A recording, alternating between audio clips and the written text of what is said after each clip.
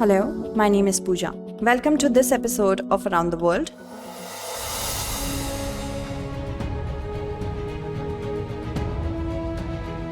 Last month, two important events took place in Central Asia. Several countries of the world participated in SCO meeting held in Samarkand, Uzbekistan. The special highlight of this meeting was that Indian Prime Minister Narendra Modi, Chinese President Xi Jinping and Russian President Vladimir Putin participated in it. Meanwhile, a gathering of the leaders of the world's traditional religions took place in Kazakhstan, a Muslim-majority country located between Russia and China. Religious leaders from all over the world took part in the gathering. Pope Francis of the Vatican also reached Kazakhstan to attend this interreligious gathering. The Pope called on the Kazakh leaders for carrying out political reforms and providing good governance to the people. The representatives of both countries also emphasized the importance of promoting interreligious harmony and interreligious communication. The two countries also signed several agreements to restore their bilateral relationship and further strengthen mutual cooperation. Therefore, today we will try to understand why this visit of the Pope is special. We will discuss all the aspects related to Pope's visit in today's story. Let us first of all know about the Vatican City. Vatican City is the smallest independent country in the world. Its area is only 0.49 square kilometers. Vatican City is located in the south-central region of Europe, on the west bank of the Tiber River. Vatican City is surrounded by Rome, the capital of Italy, from all sides. Thus, we can say that Vatican City is an enclave of Italy. One of the holiest places in Christendom, Vatican City was declared as an independent nation through the Lateran Treaty of 11th February 1929. Vatican City does not have a democratic system like India and the US. There is a monarchical system in Vatican City. The Pope of the Roman Catholic Church is the king of the Vatican City. The Pope of this church takes all kinds of decisions for his subjects. At present, Pope Francis is the Pope of the Roman Catholic Church. He took part in the interreligious meeting organized by the Kazakhs. It is noteworthy that Catholics are called upon to create worldwide interreligious dialogue and harmony. The Vatican has been active on many fronts in this matter. However, for a long time, it has been observed that the Pope of the Catholic Church does not participate in interreligious activities organized by other countries. Pope Francis, however, tried to be a sovereign clergy compared to the other clergies. He has so far held meetings with various other religious leaders for establishing world peace and fraternity. This change in the Catholic Church's stance holds special significance for Asia. Against this backdrop, the question arises, what does Kazakhstan mean to the Vatican and why Pope Francis is giving so much importance to his visits?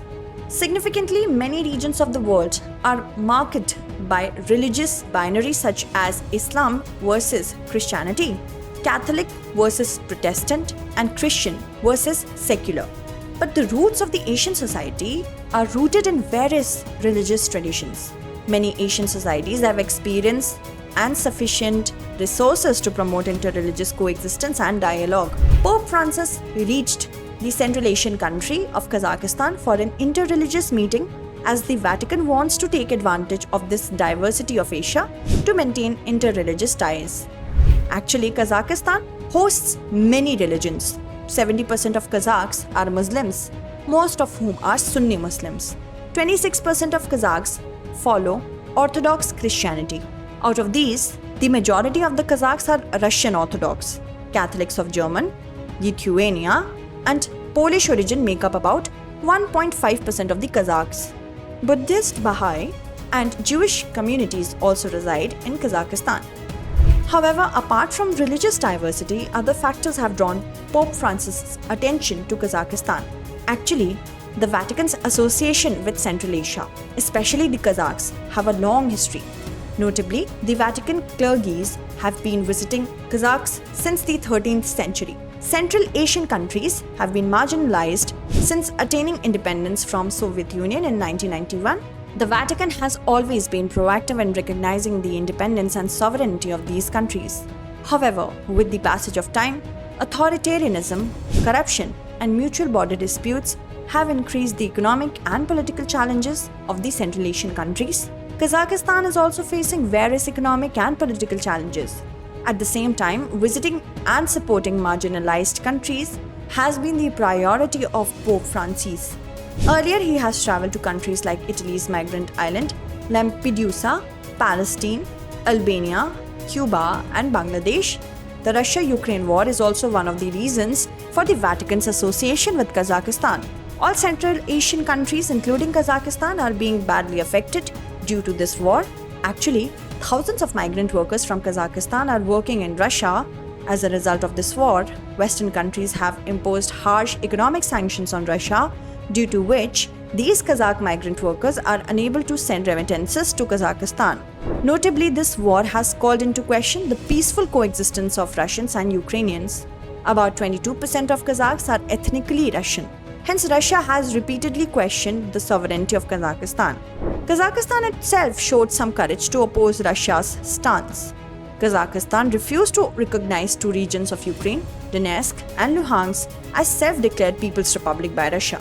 However, the stand of the Kazakhs closely matches the stand of Pope Francis.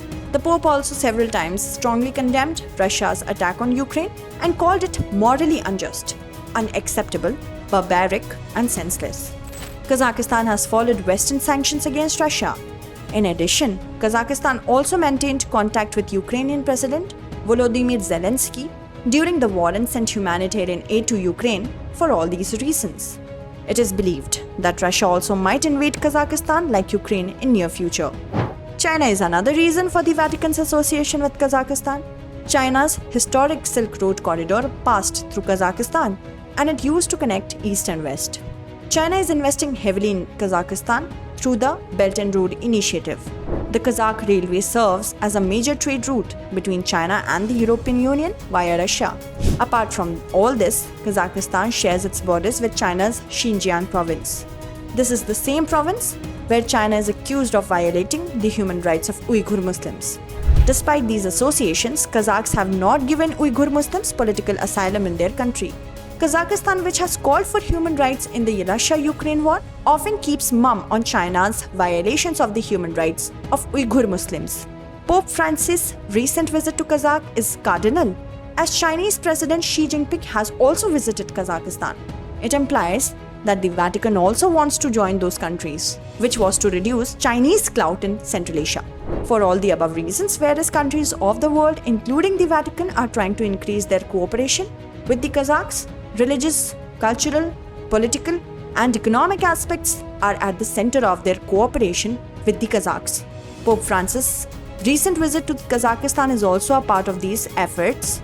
Hence, it would be interesting to see how these two countries maintain mutual cooperation in this turbulent world and how much they can influence the politics of Central Asia. That's all in this episode.